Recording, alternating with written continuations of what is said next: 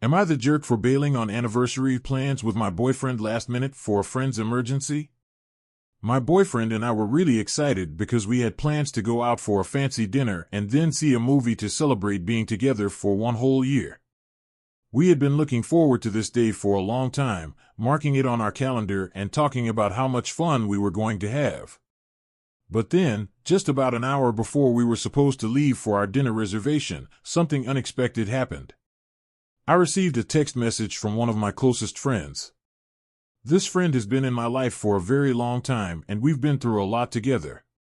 He's had some tough times with his family, and I've always tried to be there for him, to listen and help him feel better. In his message, he told me he was going through a really serious family emergency. He was super upset and said he really needed someone to talk to right away. He was asking for my help because he felt like he couldn't handle it alone. Knowing how much he was hurting, I felt like I had to go to him. I couldn't just ignore his message. So I called my boyfriend, who was on his way home from work, and told him about the situation. I explained that our anniversary plans had to be put on hold because my friend needed me in this emergency. My boyfriend became really upset when he heard this. I tried to tell him that it was a situation I couldn't control, but I also didn't want him to stay on the phone and drive if he was upset. So, I quickly ended the call, thinking we could talk more about it later on. Fast forward a few hours, and I returned home to find my boyfriend still very angry. We ended up having a big fight. He felt like I was choosing my friend over him, especially because my friend is a guy. He couldn't understand why I had to cancel our special dinner for this, and was frustrated that I wouldn't share the details of the emergency with him. This whole mess ended up ruining what was supposed to be a really special anniversary day for us. I know the details of my friend's emergency are private, and I didn't think it was right to share them with anyone else. But my boyfriend just couldn't see things from my perspective. Of course, we lost some money on the movie tickets we couldn't use, but I thought we could always plan another date. I really do get why my boyfriend was so upset. It was our first anniversary, a day we both had been eagerly anticipating. And then, when I got mad at him for not being more understanding about the situation, it just made everything worse. Now, it's been a few days since that fight, and he's still not really talking to me, kind of waiting for me to say sorry.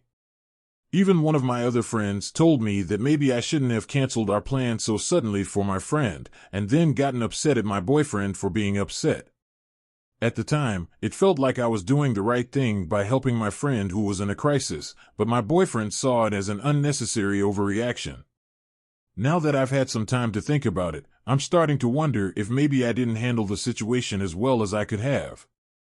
Did I make a mistake here? Am I the jerk? Will it be in my opinion? Yes. You are the jerk because you did prioritize another guy instead of your boyfriend. Now, for extra information from OP's comments. My friend was in a really tough spot because he had just had a massive fight with his dad. On top of that, he's been struggling with drinking too much alcohol, which is a big deal and can make things really complicated. I didn't want to get all into the nitty-gritty of his problems, but just know it was a big enough deal that I felt I had to go over there. He needed someone to just be there, listen, and help take his mind off the bad stuff because he was feeling really, really down. When my friend says he's in an emergency, I don't just sit around, I act. Think about it. How could I have fun on my date night knowing my buddy was having such a hard time? It's not that he's more important than anyone else in my life, but at that specific moment, he needed me more because he was in a really dark place. He's been through a lot before, so I knew this wasn't something small. Now, I get that it was a special night for my boyfriend and me. Our anniversary is a big deal. Maybe I should have been a bit more understanding about how my boyfriend felt when I told him we had to skip out on our plans. I honestly didn't think it would turn into such a huge argument. But here's the thing about trust. My boyfriend should trust me enough to know that if I had to cancel, it was for a really good reason, helping a friend who really needed me. I'm definitely going to say sorry for how everything turned out. And just so you know, I had told all my friends, including the one in trouble, how pumped I was for our anniversary, so it's not like he meant to cause any problems. He just really needed help right then, and that's what friends do for each other. If the roles were reversed, I wouldn't have gotten mad. Sure, I'd be bummed that we missed our special plans, but I wouldn't hold it against him. Trusting each other is super important, and I think being there for someone when they're hitting a rough patch is crucial. I can't make my friend stop drinking. That's a decision he has to come to on his own. What I can do is be there for him, support him. I'm not an expert on how to deal with alcohol issues, but I'm doing what I think is right, which is to just be there for him. However, this whole situation has made me realize that maybe there's more I can learn about helping someone with an alcohol problem. I was just trying to be the best friend I could by supporting him, but maybe I need to do some research and figure out better ways to help. It's all about learning and doing the best we can to support the people we care about. End of extra information from OP's comments. Now it's time to move on to the update to see how this story ends, but before that, if you're enjoying this video so far, please don't forget to leave a comment and subscribe if you haven't done so yet. Now let's move on with that update. After checking out what everyone here had to say, I've realized that I definitely made a mistake and didn't make the best call on who needed me more at that time. Initially, when folks pointed this out, I kind of put up walls and got defensive. But after sitting down and really thinking about all the feedback, I understood that they had a point and I really shouldn't have reacted the way I did. So I went to my boyfriend, said I was sorry, and made a promise that I wouldn't let something like this happen again. He's still not happy with me, but we had a deep conversation about setting some rules for when and how I hang out with this friend, and he's agreed to try and get past what happened. He made it very clear to me, though, that if I slip up like this again, or if I don't stick to these new rules with my friend, he might decide to end things between us. Hearing that hit me hard and made me see just how much I had upset him. I'm willing to stick to these rules because I want to show that I care about my boyfriend's feelings while also being a good friend.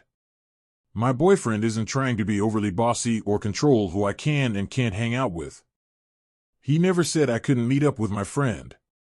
The rules he suggested, like not having evening meetups alone with my friend or seeing each other less often, could seem a bit much to some people. But given everything that's happened, I understand where he's coming from. I haven't yet talked to my friend about these rules, so I'm not sure how he's going to take it. Also, I really don't believe my friend had any bad intentions when he asked for my help that night, and I'm definitely not planning on cutting him out of my life like some suggested. He didn't intentionally ruin my anniversary. We've been buddies for a really long time. I think if we can agree on some clear boundaries, we can avoid any misunderstandings like this in the future. My friend told me he was drunk and really upset that night, and he just wasn't thinking straight. I'm choosing to believe him and give him the benefit of the doubt. I explained to my boyfriend that my friend has been battling with his drinking, and that's why I felt I needed to go help him right away. I was really worried about what might happen. I kept some of the details to myself because I still feel like it's not really my boyfriend's place to know everything.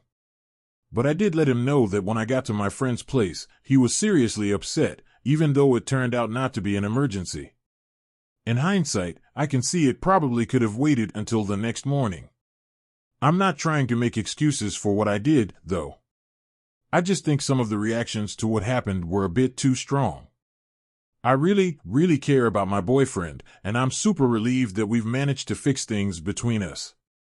When I read what some people said about my friend who drinks too much, it hit me that I should be trying to point him towards people who know how to deal with this stuff, like doctors or support groups.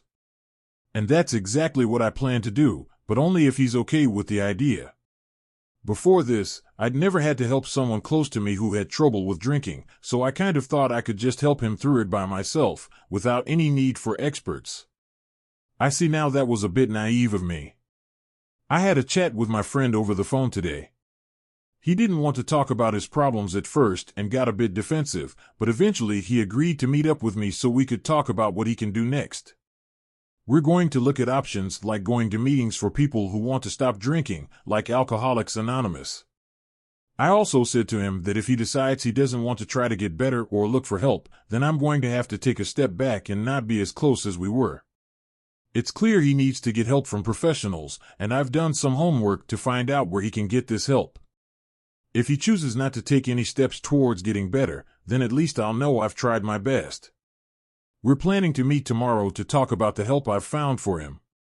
Plus, his dad has been talking about making him move out, which I think has made him realize he needs to start making some changes.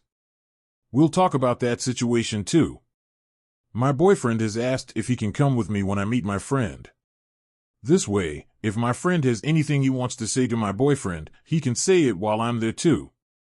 I've definitely learned a lot from this whole thing. I'm hoping that my boyfriend can be okay with my friend after this, because that would make everything much easier for all of us. I'm also going to do whatever I can to make sure my boyfriend doesn't worry about me being friends with this guy. We've already made new plans for our anniversary dinner and to see a movie next weekend, and I'm crossing my fingers that it'll be just as special as we hoped.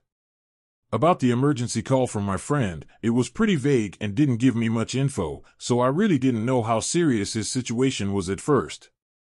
That's the update for everyone who was curious about how things are going. And now let's move to the next story. Am I the jerk for insisting that my in-laws buy my daughter a new doll? Over Christmas, my mom gave my daughter, Olivia, who is 4 years old, a doll that she had been really wanting. This wasn't just any doll. It was a baby version of Mirabelle from the popular Disney movie Encanto. Olivia fell in love with this doll right away, and it quickly became the toy she played with the most. Now, my husband's cousin Ned has a 6-year-old daughter named Emma. I wouldn't exactly call Emma spoiled, but she often doesn't listen to what adults tell her to do. There have been plenty of times when I've asked her to do simple things, like sitting down or not touching something she shouldn't, and she either pretends she didn't hear me or deliberately does what I asked her not to do anyway. I understand kids will be kids, but it seems like Ned doesn't really make much of an effort to teach Emma how to behave properly or to correct her when she's acting out. Last week, Ned and Emma came over to our house to visit, along with some other relatives. During their visit, Emma noticed Olivia's Mirabelle doll and immediately wanted to play with it. However, Olivia didn't want to share her new favorite toy. Emma wasn't happy about this, but I managed to calm the situation by helping them find other toys to play with together. After a bit, we let the kids take a break to watch some TV while the adults went to get dinner ready. But when we returned to the living room a little while later, Emma was nowhere to be seen. We started searching for her and eventually found her in my bathroom. To our shock, she hadn't just taken the Mirabelle doll, she had also found my set of nail polishes. Emma had decided to use those nail polishes to give the doll a makeover, painting the doll's hair, face, and dress with them. The nail polish had completely covered the doll's original facial features, tangled and matted her hair, and ruined her clothes. When Olivia saw the condition of her beloved doll, she was absolutely devastated.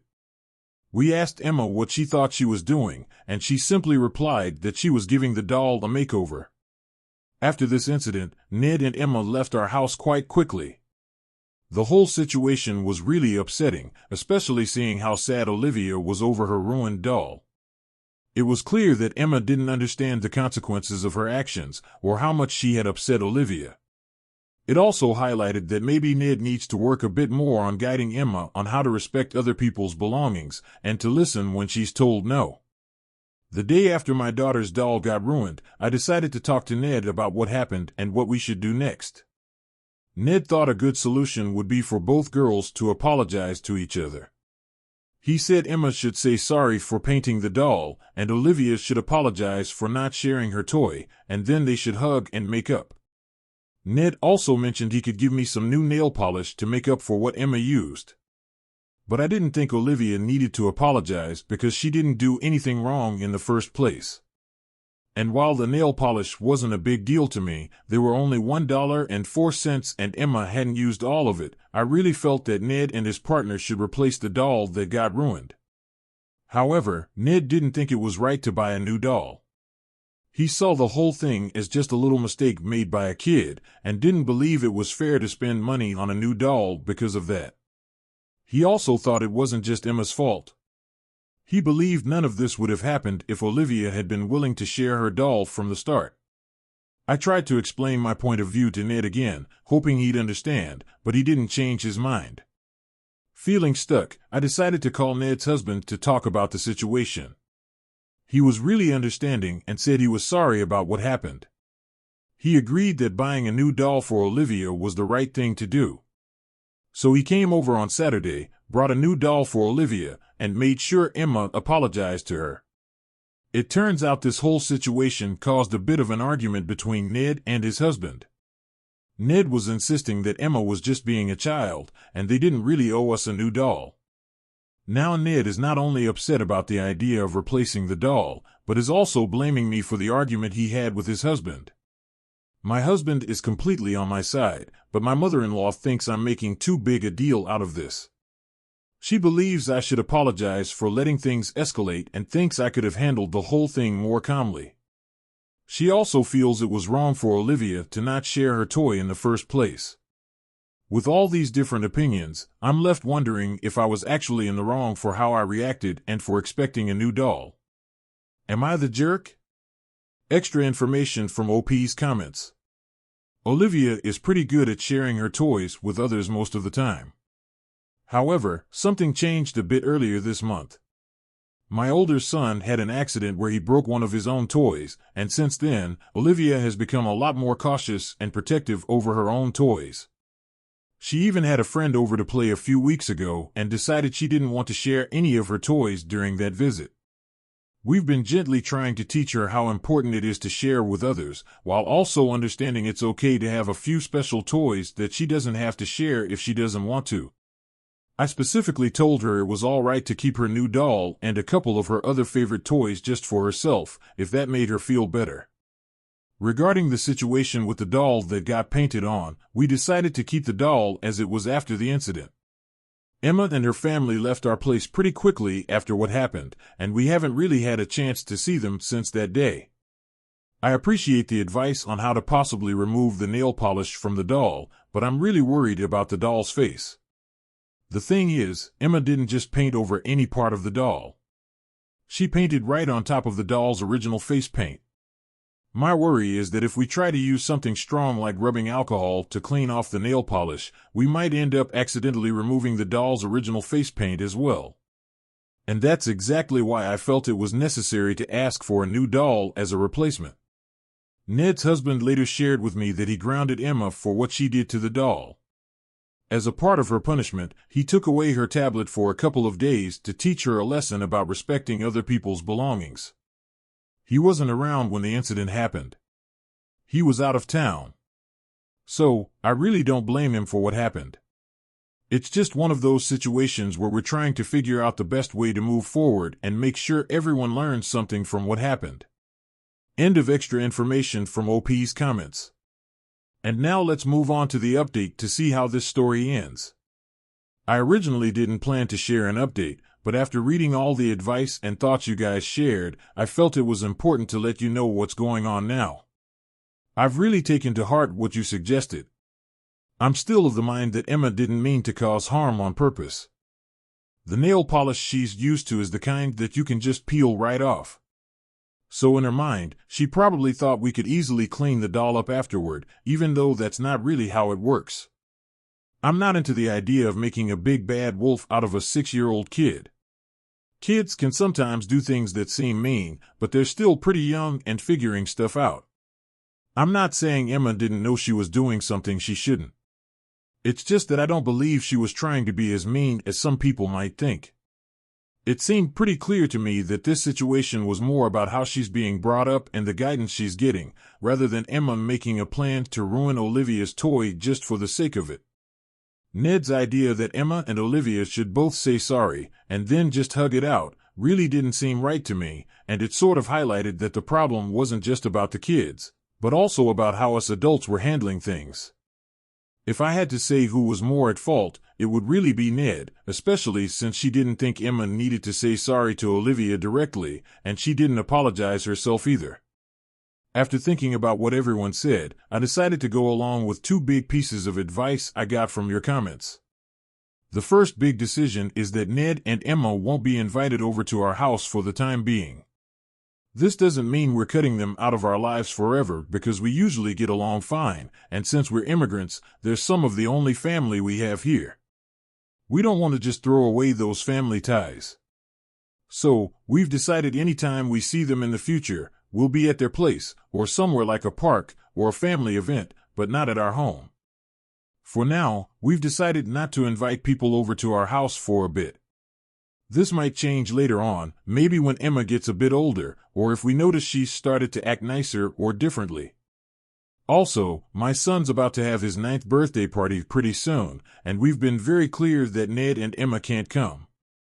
But we did ask Ned's stepdaughter to join the party because she and my son are buddies, and we thought it would be nice for her to be there. Ned isn't happy with us for making this decision, but honestly, we're not losing sleep over it. Another piece of advice we decided to try out was getting a big wooden box over the weekend. This box is going to be a special spot in our house. When we have guests, our kids can put any of their toys they don't feel like sharing into this box to keep them safe.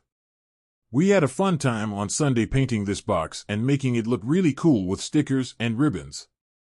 Now, about the doll that Emma painted with nail polish, my daughter Olivia loves Toy Story and thinks a lot about how toys might feel.